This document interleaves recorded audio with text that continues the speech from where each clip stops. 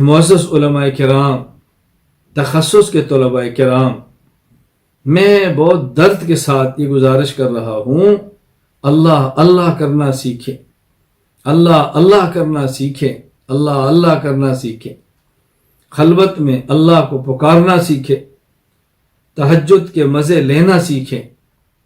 خلوت میں اللہ سے راز و نیاز کی باتیں کرنا سیکھیں۔ رسول اکرم صلی اللہ علیہ وسلم، اللہ اکبر، رسول اکرم صلی اللہ علیہ وسلم، اللہ فرما رہے ہیں تبتل الیہ تبتیلا، اللہ، اور پھر رات کا اٹھنا، ان ناشئۃ اللیل اشد وطئا واقوم قیلا، رات کو اٹھنے سے نفس پہ چوٹ پڑتی ہے، انسان کی زبان سچ بولتی ہے، انسان کی زبان حق بولتی ہے۔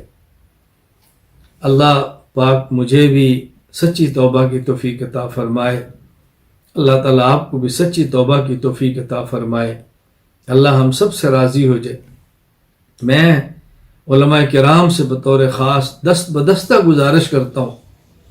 کسی شیخ کے ساتھ اپنا تعلق اصلاحی قائم کریں، خود کو ان کے حوالے کریں، ان سے پوچھ کے زندگی گزاریں، فتنوں سے بچ جائیں گے، فتنوں سے محفوظ ہو جائیں گے۔ فتنوں کے خلاف کام کرنے والے کا فتنوں سے محفوظ ہونا کتنا ضروری ہے، آپ بتائیں ذرا۔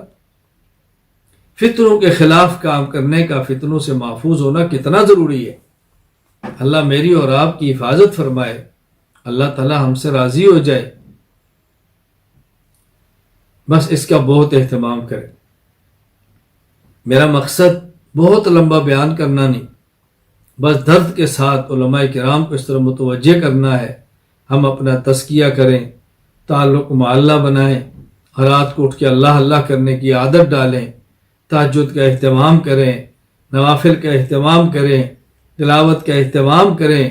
گناہوں سے بچنے کا اہتمام کریں، گناہ ہو جائے تو پھر اللہ سے گڑ گڑا کر توبہ کر لیں،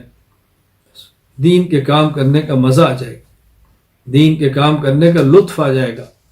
شریعت کو بیان کرنے کا لطف اور مزہ اور حلاوت محسوس ہوگی انشاءاللہ۔